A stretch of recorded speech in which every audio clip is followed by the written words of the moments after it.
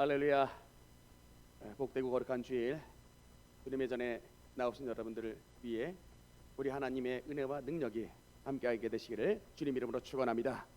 우리 옆에 분들과 함께 인사하면서 말씀을 나누도록 하겠습니다. 주의 사랑으로 사랑합니다.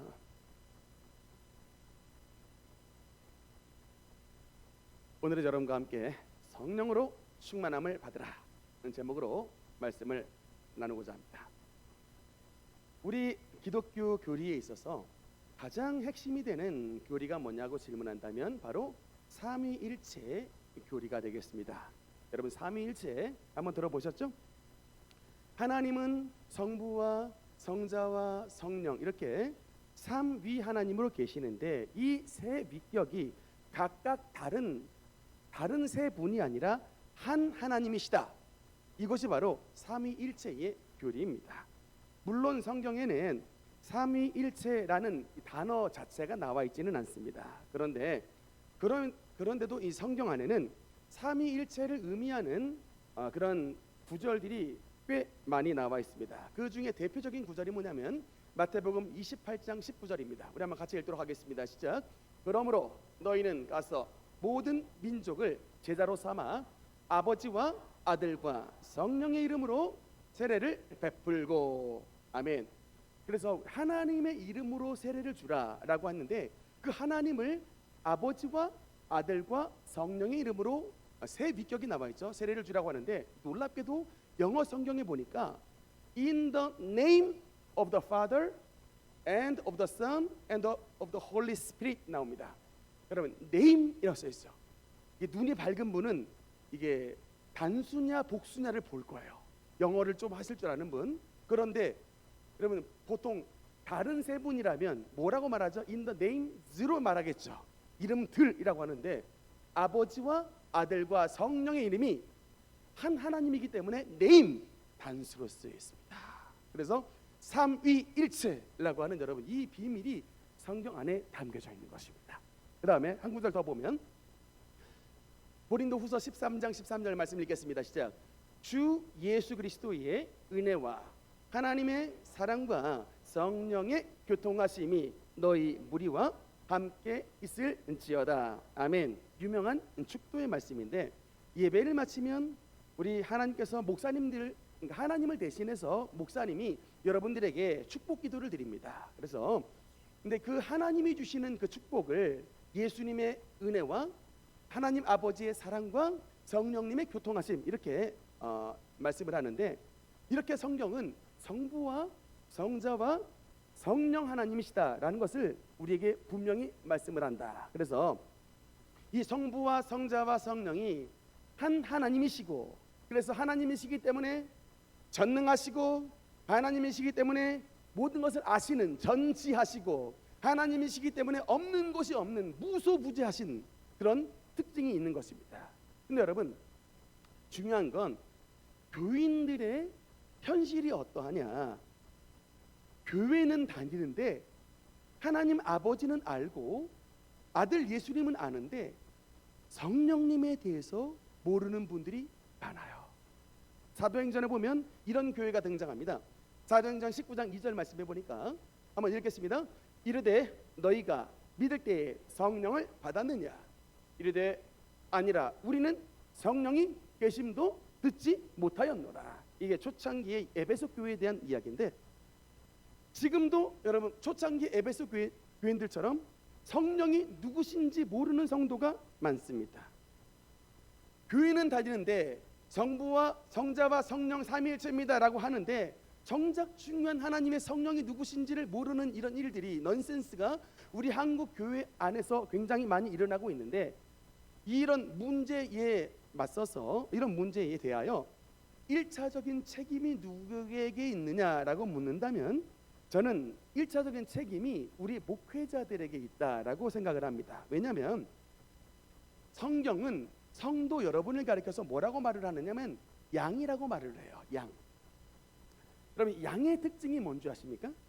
양은요 눈이 매우 나빠요. 매우 고도 근시가 바로 양입니다. 그래서 지독한 근시이기 때문에 바로 앞에 있는 것만 보지 멀리 있는 것을 보지 못합니다. 그래서 양들의 특징은 뭐냐면 양이 풀을 뜯어 먹고 물을 마셔야 사는데 그 풀이 있는 풀밭이 어디 있는지, 물이 있는 물가가 어딘지를 못 봐요. 못 찾습니다. 그래서 양들에게 가장 중요한 게 뭐냐면 목자가 필요한 거예요.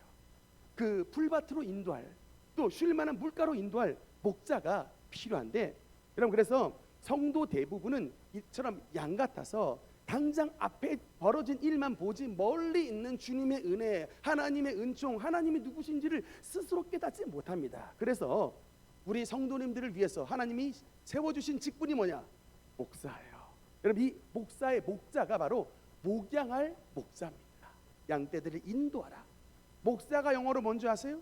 영어로 pastor이죠. 여러분 pastor가 이 단어가 어디서 왔냐면 양치는 자, pasture가 바로 목장지잖아요.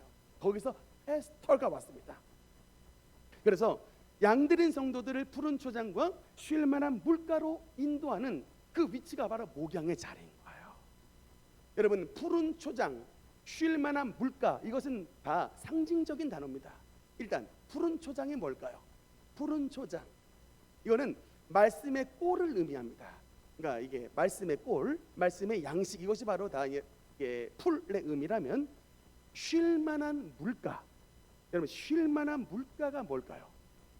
여기에 대해서 요한복음 7장 38절 39절 이렇게 말씀합니다. 우리 한번 같이 읽겠습니다. 시작. 나를 믿는 자는 성경의 이름과 같이 그 배에서 생수의 강이 흘러나오리라 하시니, 이는 그를 믿을 자들이 받을 성령을 가리켜 말씀하신 거래야. 할렐루야.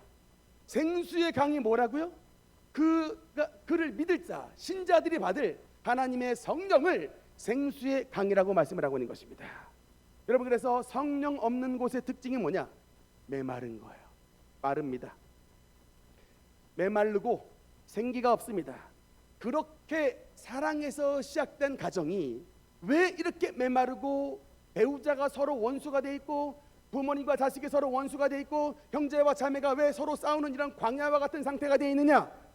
메말라서 그래요. 그 가정에 성령의 생수의 강이 흐르지 않기 때문에 그렇습니다. 그렇게 예수 잘 믿겠다고 모인 교회가 왜 여러분 그렇게 다툼이 많이 나는가? 목사님과 성도들이 싸우고 장로님과 장로님들이 싸우는 이런 일들이 왜 그렇게 벌어지는가? 한국 교회 안에서 다른 게 아닙니다. 교회 안에서 생수의 강이 흐르지 않기 때문에 그런 거예요. 성령이 메말라서 그렇습니다. 그러나 여러분 성경은 약속합니다. 나를 믿는 자는 성경의 이름과 같이 그 배에서 생수의 강이 흘러나오리라. 가물어 메마른 땅에 단비가 내림으로 말미암아 아름다운 오국백과들이 열리는 아름다운 강산으로, 아름다운 동산으로 변화되는 은혜를 하나님의 성령을 통하여 베풀어 주시는 것을 믿으시기 바라는 것입니다. 다음 주가 여러분 교회의 절기로 성령 강림주일입니다. 이번 성령 강림절을 맞이해서 정말 우리의 심령 가운데에 성령의 생수가 흘러서 닿는 곳마다 하나님의 생명이 넘쳐나고 하나님의 생기가 넘쳐나는 그런 은혜를 체험할 수 있는 우리 모든 복된 성도가 되시기를 주님 이름으로 축원합니다. 여러분 우리가 왜 성령을 받아야 되느냐? 바로 이 성령님을 통해서 하나님의 권능이, 하나님의 능력이 저와 여러분 가운데 채워지게 되는 것입니다. 우리 사도행전 1장 8절 말씀, 유명한 말씀입니다. 우리 한번 같이 읽겠습니다. 시작. 오직 성령이 너희에게 임하시면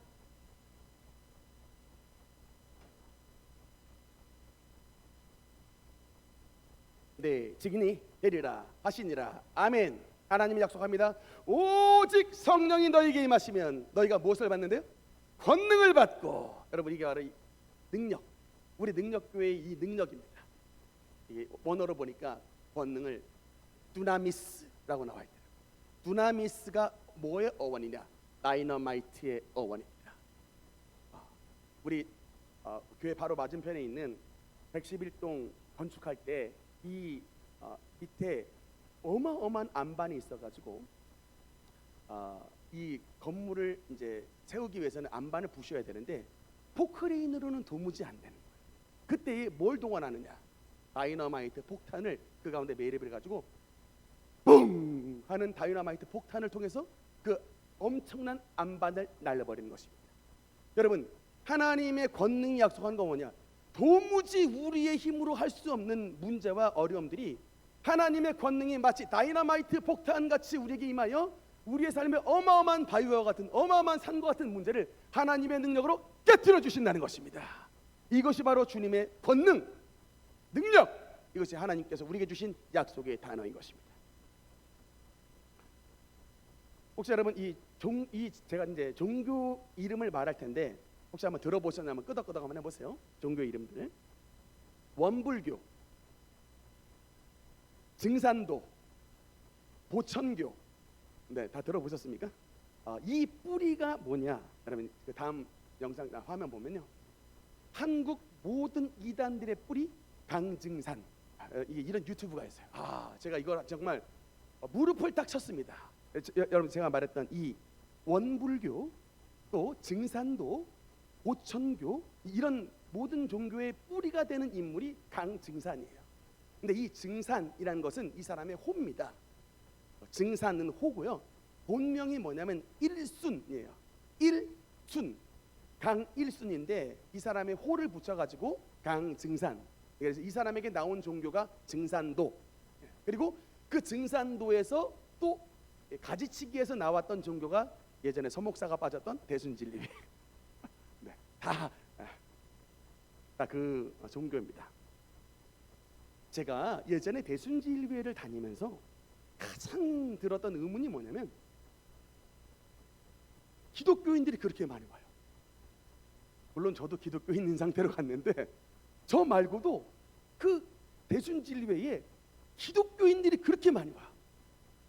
아니 어떻게 이렇게 교회를 다니는 사람들이 교회를 이탈해가지고 대순진리회에 이렇게 많이 들어오는가, 참 놀랍고 참 신기할 정도로 어마어마하게 많은 사람들이 왔는데, 제가 이제 대순진리회를 빠져나오면서 돌이켜봤습니다. 이제 바둑으로 말하자면 복귀를 한번 해봤는데, 왜 이렇게 많은 기독교인들이, 교회 일원들이 이런 이상한 사이비의 종교에 빠지게 될까를 생각해봤을 때에 한마디로 뭐냐면 능력 차이가 있는 거예요.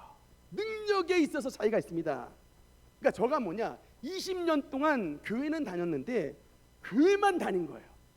20년 동안 교회를 다니면서 교회만 다녔지 하나님의 능력을 힘입지를 못한 거예요. 성경은 분명히 말씀했습니다. 성령이 임해야 너희가 권능을 받고 하나님의 증인이 된다라고 말을 하는데 성령이 뭔지를 몰라요. 그리고 성령이 뭔지를 모르니까 하나님의 성령의 권능이 없습니다. 그러니까는 이 악한 귀신으로 무장됐던 이런 적군들에게 포로가 됐다는 거예요. 제가 대순진리회 갔던 첫 번째 날 세상에 그 단체에 헌금을 했는데 45만 원을 헌금을 했습니다. 첫날에. 지금 속아도 참 그렇게 어리석게 속은 자가 바로 저예요. 참 어떻게 그렇게 속을 수 있는가 싶지만 그랬습니다. 그런데도 잘못됐다라고 생각이 안 들 정도로 그랬어요. 그들이 얼마나 참 이 대단한 능력을 가지고 있었는지, 귀신이 부어주는 힘을 받으면 사람을 읽는 능력이, 점쟁이 같이 읽는 능력이 나타나는데, 하루는 제가 친구랑 같이 걸어가고 있었는데 그 대순진리회 사람을 만났습니다. 그런데 그 대순진리회 사람이 제 친구가 외동 아들이었어요. 외동 아들이었는데 딱 뭐라고 말하냐면, 당신 형제가 있다고 그런 거예요. 형제가 있다고. 아닙니다, 저는 외동 아들이에요. 아니라 당신 분명히 형제가 있었습니다 라고 말을 해요. 나중에 알고 보니까 그 어머니가 다른 아빠 말고 다른 분에게 낳았던 아이를 낙태를 했어요. 이게 바로 여러분 점쟁이의 원리더라고요. 마귀들은요, 가까이 하면 죄를 찝어내는 권능이 있어요.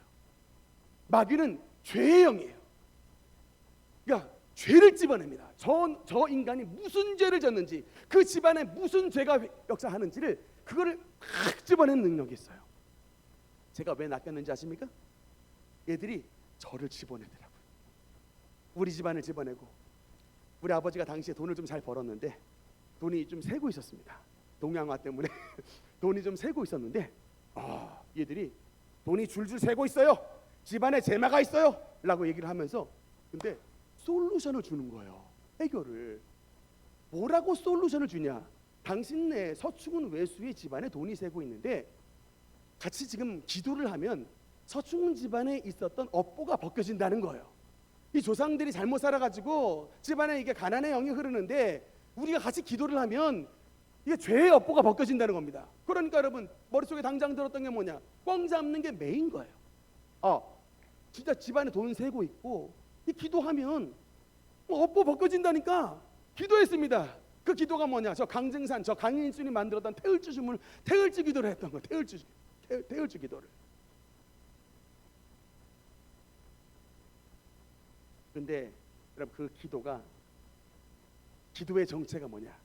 업보를 벗기는 게 아니라 영혼에 귀신을 부르는 주문이었어요.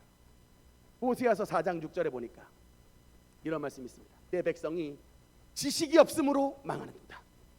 하나님의 백성이 왜 이렇게 대순진리회 같은 이단 사이비에 빠져가지고 허우적거리는 일들이 왜 일어나느냐?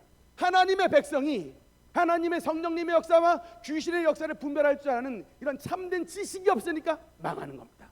바로 저에게 해당되는 말씀이었어요. 내 백성이 지식이 없으므로 망하는도다. 여러분 특별히 학생들 학창시절에 재미삼아서 분신사바 주문을 외우는 학생들이 있어요.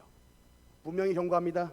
여러분 그 분신사바 주문 외우면 그 주문 외우는 아이의 영혼에 귀신 들어갑니다.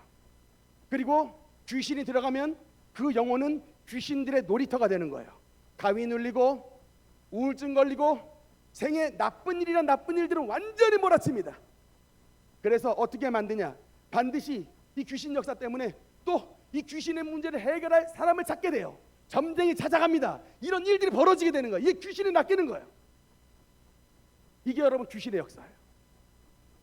그리고 혹시 우리 성도님들 가운데 개종하신 성도님들 계시죠? 가령 예수님 믿기 전에 불교를 믿었다든지 예수님을 믿기 전에 유교와 조상제사 섬겨서 속해 있던 분들 있으시죠?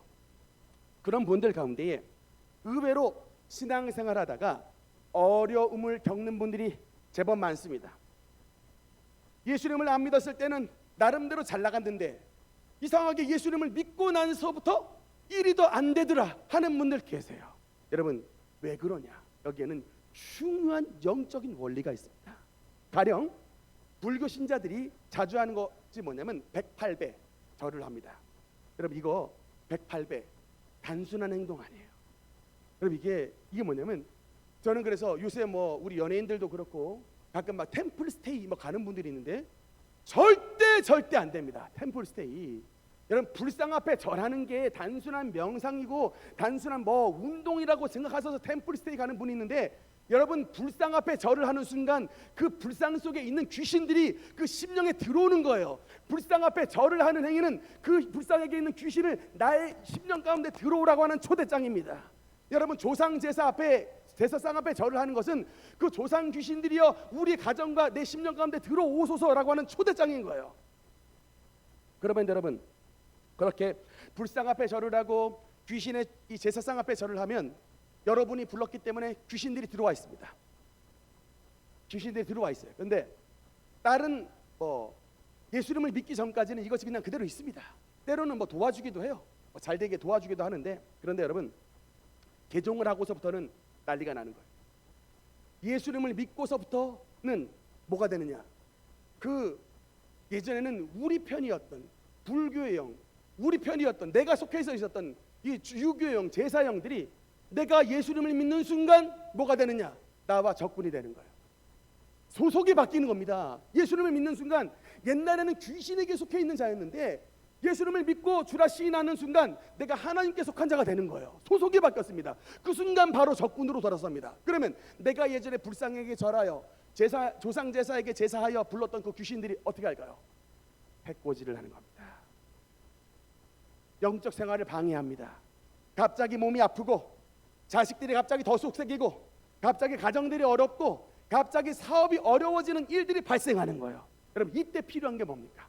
이 순간에 이때 필요한 게 뭐냐? 바로 하나님의 성령님의 권능인 것입니다. 다시 한번 사도행전 1장 8절 다시 한번 사도행전 1장 8절 말씀 다시 한번 읽겠습니다. 시작. 오직 성령이 너희에게 임하시면 너희가 권능을 받고 예루살렘과 온 유대와 사마리아와 땅끝까지 이르러 내 증인이 되리라. 아멘. 여러분, 하나님은 약속했어요. 다른 어떤 것도 우리에게 능력을 주신다고 하지 않았지만 오직 하나님의 성령을 받을 때에 하나님께서 우리에게 권능을 주셔서 귀신과 죄와 사탄과 질병의 세력을 이길 수 있는 하나님의 능력자로 만들어 주신다는 것입니다. 여러분, 그러니까 그런 담력이 생기는 거예요. 아무리 사실 귀신이 센데 이 귀신이 우리가 봤을 때는 우리보다 세지만 하나님 앞에서 귀신이 뭐예요? 하나님 앞에서 귀신이 뭡니까? 지푸라기예요. 이 지푸라기 같은 귀신아, 나사렛 예수 그리스도의 이름으로 명하노니 우리의 가정과 우리의 심령에서 떠나갈 치우라 라고 담대하게 기도하는, 여러분, 이것이 바로 하나님의 성령 충만 받은 사람의 기도의 특징인 것입니다. 그래서 여러분, 성령 충만 받은 사람은요, 기도가 달라요. 딱 들어보면 압니다. 내가 벌써 목사 짬밥만 여러분 20년이에요. 딱 보면, 딱 들어보면, 얼굴 표정 딱 보면 시험 들었구나, 성령 받았구나, 은혜 충만하구나, 그냥 딱 한 번만 보면 알아요. 여러분, 근데 정말 성령 받은 사람의 특징이 뭐냐? 하나님의 권능이 임하기 때문에 생기가 있습니다. 여러분, 하나님의 성령은요, 생명이에요. 그러니까 생명의 특징이 뭔지 아십니까? 변화예요. 우리 어머니들, 아이들 임신했을 때에 우리 어머니에게 나타났던 것이 뭡니까? 바로 변화예요. 생명이 찾아오니까 배가 불룩해집니다. 생명이 찾아오니까 갑자기 입덧이 나와요. 뭐죠? 생명이 우리에게 부어지면 변화의 역사가 나타납니다. 하나님의 생명의 성령이 우리의 마음속에 들어오시면 예전에 안 했던 행동들이 나온다고요. 예전에 없었던 인내심이 우리에게 나오는 것입니다. 김 부장 바뀌었어. 여러분, 이런 평가를 받으면 정말 하나님의 성령 받은 사람이에요. 너는 어떻게 교회를 20년 다녀도 그렇게 한절하게 변화가 없냐? 이런 평가를 받는 분들의 특징이 뭐냐? 하나님의 성령을 충만하게 받지 못해서 그렇습니다. 권능을 받지 못해서 내가 이기려고 하니까, 내가 참으려고 하니까, 내가 끊으려고 하니까 안 되는 거예요. 그러나 우리가 여러분 하나님의 성령을 받으면 하나님의 권능이 임하여 우리의 가족을 그토록 오랫동안 괴롭히고 우리의 삶 가운데 죄짓게 했던 모든 불법의 귀신들을 하나님의 능력으로 몰아낼 수 있는 하나님의 권능이 저와 여러분 가운데 나타난다는 것을 믿으시기 바라는 것입니다. 예전에는 제가 종로에 큰 종로 1가 종로 2가 이렇게 걸어가면 그냥 돌아온 적이 없어요. 그렇게 저에게 귀신이 많았나 봐. 꼭 붙들려요. 대순진리회 사람들한테. 복이 많으시네요. 도를 아십니까? 이런 질문 받아보신 적 있으시죠? 여러분, 이거 원수들의 조롱이에요. 복이 많은 게 아닙니다, 여러분. 무슨 얘기냐? 무슨 시그널이냐? 당신 눌렸습니다. 이런 시그널이에요. 여러분, 혹시나 길거리 붙잡으시면 그날 바로 회개하셔야 돼요. 걔들이 나에게 있는 이 쓰레기 더미 냄새를 맡고 날파리들이 날라온 거예요. 내가 좀 눌렸구나. 회개해야 돼. 그랬던 많은 사람들이, 여러분, 지금 제가 뭐 종로를 길을 걸어가거나 뭐 교보문고나 예전에 그렇게 많이 붙잡혔던 현장에 지금 가면 어떻게 된 줄 아십니까? 그 많은 신자들이 다 어디를 갔을까요? 얼씬 안 합니다.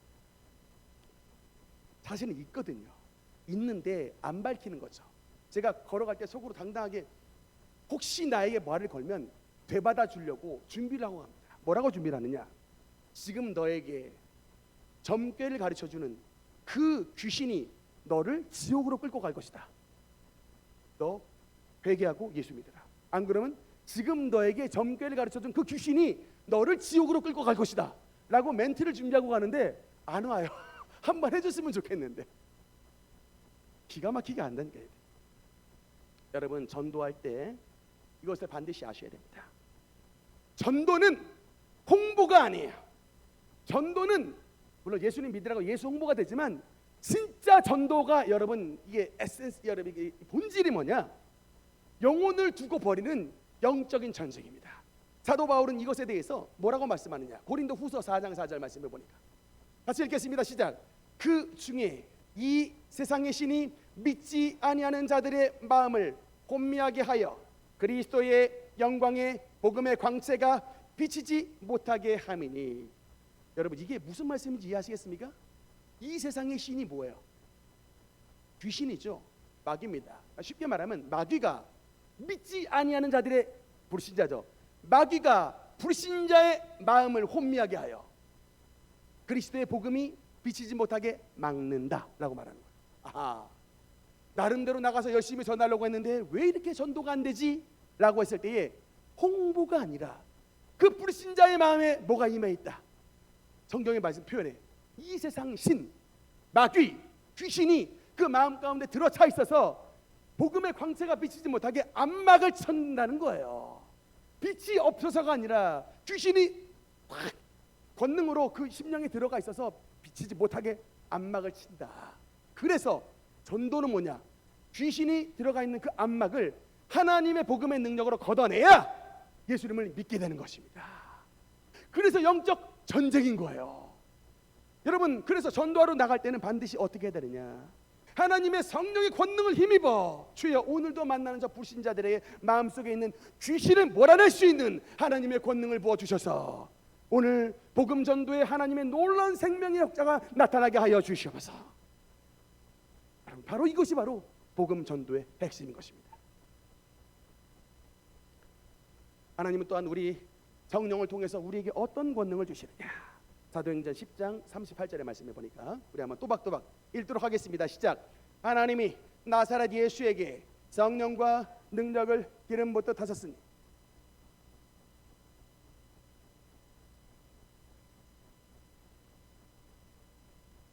이는 하나님이 함께 하셨습니다. 아멘. 하나님의 성령이 우리 주 예수님에게 임하니까 성령이 임하시니 하나님에게 능력이 임했고 그 능력이 임하신 예수님이 두루 다니시며 선한 일을 행하셨고 마귀에게 눌린 모든 사람을 주님의 능력으로 치료하셨다. 하나님의 치유 역사가 나타났다. 병고침의 역사가 나타났다는 것입니다. 여러분, 특히 우리가 뭘 기억해야 되느냐? 마귀에게 눌린 모든 사람이라고 했어요. 여러분, 물론 몸이 피곤해서 병이 걸릴 수가 있습니다. 또 잘못된 식습관 때문에 병이 찾아올 수도 있습니다. 그런데 여러분, 거의 제가 영적으로 봤을 때 거의 모든 병의 배후에는 귀신이 있어요. 그래서 예수님은 이걸 아시고 마귀에게 눌린 모든 사람을 고치셨다라고 말합니다. 그냥 치유하신 것이 아니라 귀신을 그 심령에서 쫓아내므로, 예를 들면 암이 걸리겠던 암귀신이라든지 심장병 걸리겠던 심장병 귀신이라든지 해서 이런 모든 배후에 있는 악의 세력을 주님께서 그 귀신을 쫓아내어 주심으로 말미암아 하나님의 치료의 역사를 체험케 하신 것입니다. 그래서 여러분, 기도는 치유기도 많이 하시죠. 아플 때 치료기도 하실 때 두 가지 방향으로 기도를 하셔야 돼요. 제가 항상 강조하죠. 기도는 언제나 두 가지 방향으로 기도하셔야 된다. 하나는 하나님을 향하여 우리의 지었던 죄를 회개하고 우리의 간구의 기도를 드리는 회개와 간구의 기도는 하나님을 향합니다. 그 다음에 다른 한 가지는 뭐예요? 또 어떤 기도를 드려야 돼요? 이번 기도는 대적 기도예요. 우리의 육체와 우리의 이 세포 속에 질병을 가지고 왔던 이런 귀신과 마귀의 세력을 성령의 능력과 예수님의 보혈로 꾸짖고 대적하는 대적 기도를 드려야 되는 것입니다. 너무나도 많은 성도들이 아버지 하나님 고쳐주세요 라고 기도를 하는데 그 질병을 가지고 왔던 귀신들을 쫓아내는 기도를 안 하는 거예요. 쫓아내는 기도를 드리셔야 되는 거예요. 여러분, 예수님이 항상 귀신들을 만나면 어떻게 했습니까? 예수님께서 이 귀신, 더러운 귀신아, 예수님 이름으로 물러가라 했습니다. 이게 바로 예수님의 방법이에요. 여러분, 예수님은 귀신을 만나는 족족 모든 귀신을 주님의 이름으로 쫓아냈습니다. 그런데 예수님을 믿는 저와 여러분이 예수님의 방법을 쓰지 않는다. 맨날 뭐만 해요? 아버지 불쌍히 여겨 주옵시고 치료해 주옵시고. 물론 그 기도를 안 들어주시는 건 아닌데 예수님은 아버지 하나님께 기도하셨을 뿐만 아니라 이 병의 배후였던 귀신을 주 예수님의 이름으로 몰아내는 대적 기도를 드렸다는 거예요. 할렐루야. 따라합시다. 대적 기도. 대적 기도. 여러분, 그래서 정말 질병의 치유함을 받으려면 대적 기도를 드리셔야 돼요. 예수님의 보혈을 힘입어 나사렛 예수 그리스도의 이름으로 병만은 물러갈지어다. 예수님의 성령의 검을 빼어서 여러분, 대적 기도가 검을 휘두르는 행동이에요. 원수를 베어버리는 것입니다. 우리 능력교회 초창기 시절의 일인데 그때가 우리 교회 뿐만 아니라 이제 그 코로나 시국이어서 우리 교회의 여러 성도님들이 유튜브로 예배를 드렸던 시절이 있었습니다. 그때 아직 우리 교회를 등록하지 않았던 한 가정에 유튜브로 이제 우리 교회 예배를 드리고 있었는데, 설교 끝머리에 제가 이제 환상을 봐서 그 보여주신 환상을 그냥 선포를 하지 않습니까? 그날에서 이게 환상 선포가 뭐였냐면, 어떤 남자 아이가 보였는데 그 남자 아이가 마치 병아리가 부화하듯이 계란에서 탁 계란 껍데기를 깨치고 나오는 거예요. 진짜 이게 계란 껍데기가 머리에 씌워질 정도로 이걸 탁 깨가 나오는데 병아리가 아니라 남자 아이가 깨고 나오더라고요. 그러면서 그 탁 병아리가 부화하듯이 남자 아이가 알을 깨치고 나왔는데, 그러면서 그 다음 환상이 아이가 머리가 이게 탁 띠가 띄워지면서 전보다 더 활달해지고, 전보다 더 씩씩해지고, 전보다 더 용감해진, 참 이게 멋진 아들로 되는 환상이 보였습니다라고 선포했어요. 저는 사실 환상을 보면서도 우리 교회 아이들이 다 괜찮은데, 남자 아이들이 괜찮은데라고 생각을 하면서 했는데, 이제 그때에 유튜브를 봤던 그 아이의 어머니가 목사님이 갑자기 설교 말미에 아이가 계란 껍데기를 까고 나왔습니다라고 선포하는 순간 그냥 그 화면 보고 아멘 외쳤대요. 본인 가정에게 주신 환상이 맞다 그래서 유튜브 보면서 아멘 외쳤대요. 그 가족에 등록해서 하신 얘기입니다. 저에게 해주신 말씀인데, 그러면서 이 아이가 당시에 참 학교 선생님이 보시기에 아이 상태가 심각해서 다른 초등학교 아이들 학생들이 전부 다 막 뛰놀고 친구들하고 다 지내는데 유독 못 노는 아이였나 봐요. 관계에 문제가 있어가지고 그 담당 의사 선생님이 당신 직장 다 내려놓고 아이 전담해도 회복될까 말까라는. 근데 그래서 참 어떻게 해야 되는가라고 고민을 하고 있었던 터였는데, 갑자기 목사님이 설교 말미에 아이가 이렇게 회복되었습니다라고 탁 선포하는 순간 아멘 했는데 3일 있다가 학교 선생님한테 전화가 왔대요. 무슨 일이 있었는지, 어머니 아이가 바뀌었어요. 아이들하고 막 뛰놀고 엄청 활달해지고 아이가 완전히 바뀌었어요. 그래가지고 그 이제 그렇게 너무나 변화되는 모습을 보고 너무나 감사해가지고 그 다음 주에 그 가정이 우리 교회 등록을 하시면서 목사님, 사실은 목사님의 유튜브 설교 말씀을 통해서 우리 가족이 이렇게 치유함을 받았습니다 라고 말씀을 전해주시더라고요. 할렐루야. 하나님의 말씀의 능력은 하여튼 현장뿐만 아니라 온라인을 통해서도 하나님께서 말씀 듣는 모든 심령들을 고쳐주시다라는 거예요. 놀랍게도 여러분, 우리 능력교회에서 암병을 치료함을 받았습니다라고 고백했던 분이 3분이에요. 뭐 치료함을 받았습니다라고 고백하는 게 제가 어떻게 알았겠습니까? 그분들이 와서 그래도 이제 어나운스 하시면 좋은데 저는 사실 그걸 원해요. 왜냐하면 그렇게 해주시면 그 같은 어려움을 처하셨던 분들이 그 성도님들의 간증을 통해서 막 엄청나게 은혜를 받을 것이 분명하기 때문에 참 그렇게 하길 원하시는데, 그렇게는 못하시고 저한테 슬쩍 와서 익명 처리를 좀 해달라고 말씀하시면서 얘기를 하시지만 하여튼 은혜입니다. 여러분, 이게 어떻게 가능했을까?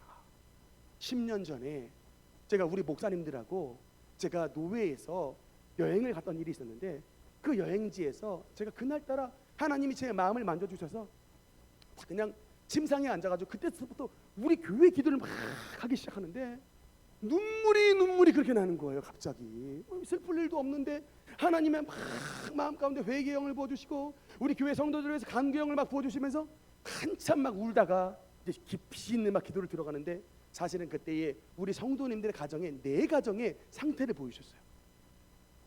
4가정의 중직자의 가정의 상태를 보이셨어요. 제가 사실 막 다 기록을 해놨어요. 근데 그러면서 더 깊은 환상에 막 들어가니까 주님께서 딱 보여주신 환상이 뭐냐면 저한테 의사 가운을 입혀주시더라고요. 그게 바로 2015년도의 환상이었습니다. 의사 가운을 이름을 보니까 서충은 이름이 써 있는 거예요. 나는 법대인데 내가 아니라 했는데 하나님께서 주님의 영혼 성도님들 치유하는 하나님의 능력을 주시겠다. 물론 그 환상을 보자마자 저에게 신유의 능력이 나타난 게 아니에요. 그렇지만 이것은 하나님께서 저에게 주신 약속입니다. 그 약속 붙잡고 주님 앞에 기도하는 거예요. 아버지, 그 숙소에서 주님께서 약속하신 그 치유의 은혜를 오늘 저에게 부어주시사 기도할 때에 하나님의 성도님들의 놀라운 치유 역사가 나타날 수 있도록 저를 주님의 치유의 종으로 사용하여 주시옵소서. 하나님의 역사가 나타났었습니다. 할렐루야. 저는 우리 능력교회 가운데 하나님께서 베데스다의 기적을 약속해 주셨습니다. 38년 된 병자가 베데스다에 계신 예수 그리스도를 만나서 치료함을 받은 환상이, 여러분, 그 내용이 바로 베데스다의 기적인데, 어떤 삶의 무거운 짐과 어떤 병마를 안고 있든지 간에 주님 앞에 나오면 모두 다 치료함을 받고 새 생명 얻는 우리 능력교회가 된다는 것을 믿으시기 바라는 것입니다. 마지막 세 번째로, 하나님의 성령께서 우리에게 임하시면 우리에게 어떤 권능을 주시느냐. 바로 당면한 모든 고난과 어려움을 견디어내고 그 고난을 발판 삼아 세계의 위대한 하나님의 권능을 나타내는 주님의 은혜의 도구로 우리의 고난을 사용하신다. 이것이 바로 하나님의 권능의 약속인 것입니다. 사진 한번 보겠습니다. 여러분, 저분 누군지 아십니까? 영국에 살던 56세의 음악가 사나이가 있었는데 결국은 파산을 했습니다. 재주가 많은 사람이었습니다. 많은 사람들에게 칭찬을 받았고 돈도 꽤 모았습니다.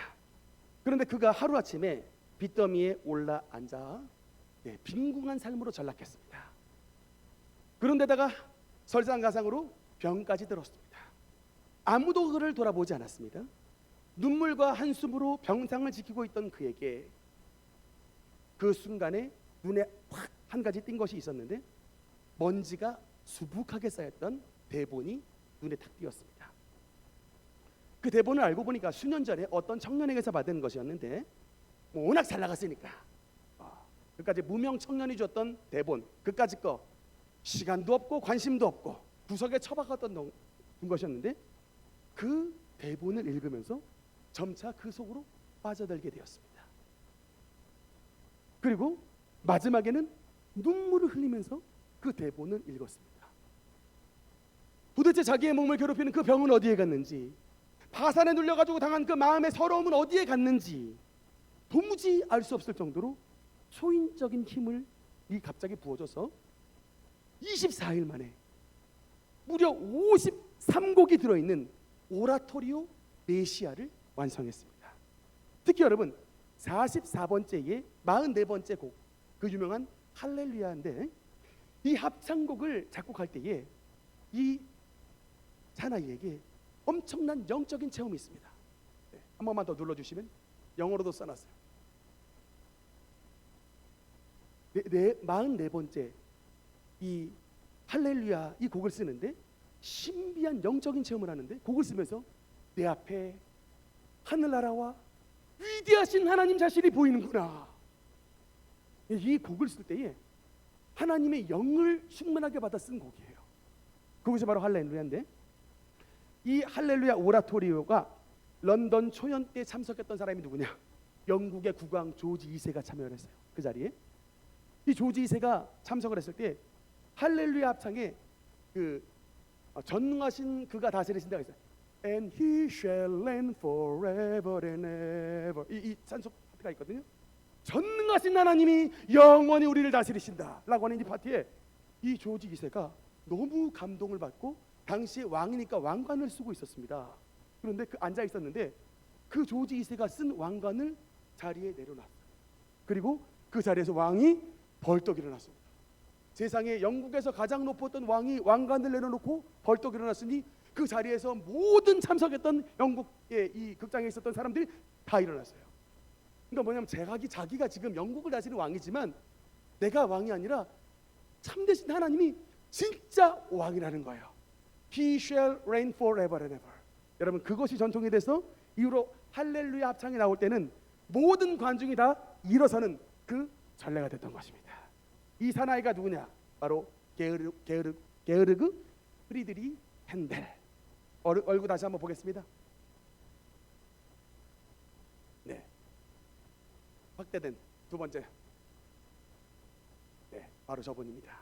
원래 핸델이 하나님을 만나기 전에는 세상에 그리스 희곡 같은 그런 것들을 많이 쓰는 유명한 사람이었는데, 이렇게 하나님을 만나고 난 이후 56세 이후에 여러분 이제는 할렐루야 메시아 곡부터 해가지고 죽는 그 순간까지 오로지 자신의 이 악보와 자신의 음악적인 재능을 향하여 하나님께 영광을 돌리는 삶을 살았습니다.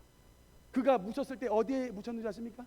영국의 모든 사람들이 묻히기를 그토록 사모하는 웨스트민스터 애비에, 그 사원에 묻혀지게 된, 모든 영국 사람들에게 사랑을 받고 모든 영국 왕과 모든 백성들이 사랑하는, 가장 영국이 사랑하는 음악가 중에 한 명인 성공하는 인생으로 만들어 주신 것입니다. 할렐루야. 하나님의 성령께서 우리와 함께 하시면 우리의 당면한 모든 환난과 어려움과 고난이 그것을 듣고 일어나 하나님의 위대한 승리를 나타내는 하나님의 놀라운 축복의 통로로 사용하시는 것을 믿으시기 바라는 것입니다.